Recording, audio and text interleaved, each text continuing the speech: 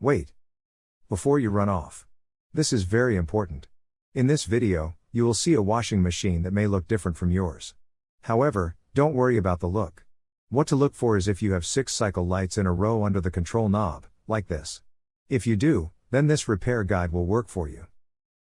My name's George and I have repaired over 10,000 washing machines, dryers, and stoves and have 10+ years experience running an appliance repair business. The tips, tricks and insights I'm about to share with you, you won't find anywhere else on the internet. In this video we will be discussing the most sold top-load washer in the world, which is sold at Lowe's, Home Depot and other local stores. Let's get straight into it. Make sure to hit the like and subscribe button. Vertical modular washers, VMWs, are the cheapest and most sold washers worldwide.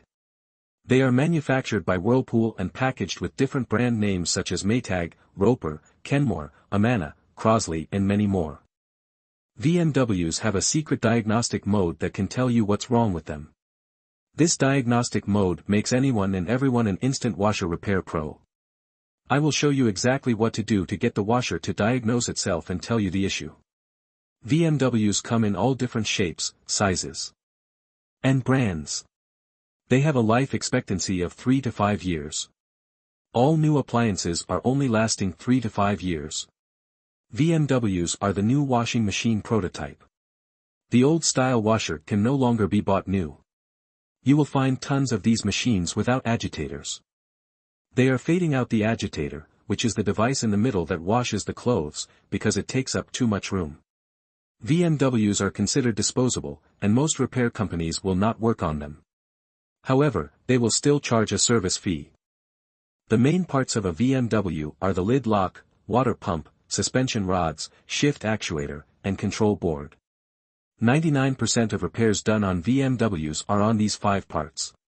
Here are some of the main problems and related parts with VMWs. Won't drain, water pump, won't turn on, control board. No spin, shift actuator, won't open, lid lock, banging or shaking, suspension rods. In my expert opinion, VMWs are pieces of junk. Most have no agitator, are poorly made, and have an annoying lid lock. Their life expectancy has gone down to 3 to 5 years from 30 to 40 years. While their price continues to go up. If you are considering buying a new washer, I would advise you to purchase the vertical modular washer and the 5-year warranty add-on. I guarantee you will wish you did if you don't. There are many other washing machines on the market, but they are a waste of money. They don't last any longer than the VMWs, and cost more because of the functions it comes with, not because it's a tougher, longer-lasting appliance. I hope this information has helped you in the right direction. Make sure to hit the like and subscribe button. Entering recalibration mode. With the washer shut off and the basket empty, no water or clothes inside, and with the lid shut, enter the recalibration cycle. Here's how. Turn the control dial 1 complete rotation, 360 degrees, counterclockwise. Stopping with it facing straight up. Quickly, within about 6 seconds, turn the control dial 3 clicks clockwise, 1 click back, and 1 click more clockwise. All the green status lights blink when you successfully activate the diagnostic mode. If the status lights don't blink, try again, this time turning the knob faster or slower. In the diagnostic mode, with all lights flashing, select the calibration cycle by turning the control dial 4 clicks clockwise or 4 clicks right. When you're on correct setting, the rinse light turns on, then you simply press start. And then it begins the calibration cycle, which runs for 2 to 3 minutes as it checks all the cycles and functions on your machine. When the calibration cycle ends, if all goes well, the lid unlocks and the washer shuts off. Now try your washer to see if that solved your issues. If not, continue to the error code video.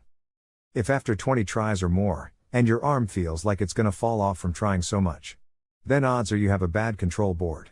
If your washer starts the recalibration but doesn't finish it, you need to pull the error codes and find out why. More.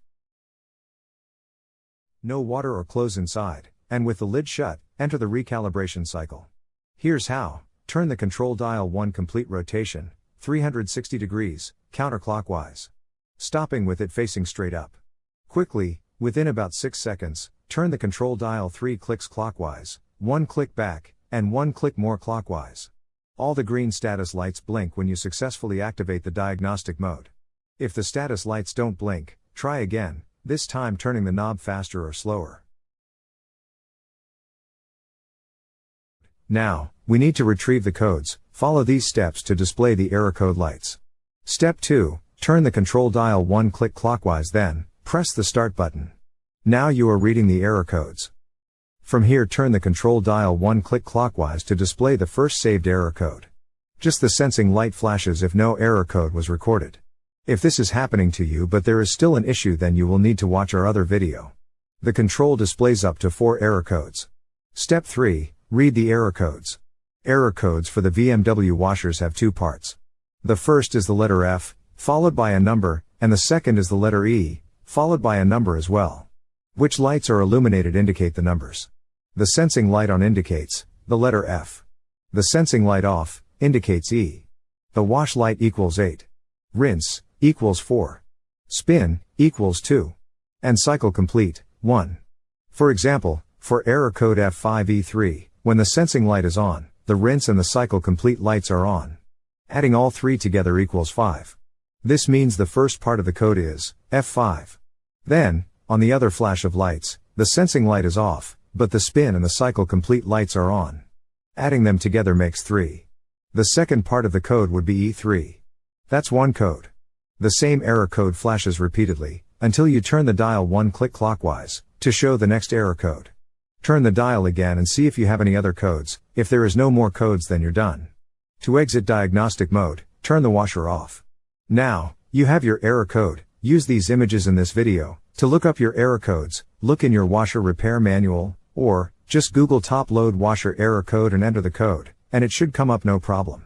Now you know the problem and what's causing your washer to not work. Now it's time to find the parts needed fast and cheap. Watch our next video for the quick tutorial on how to do this.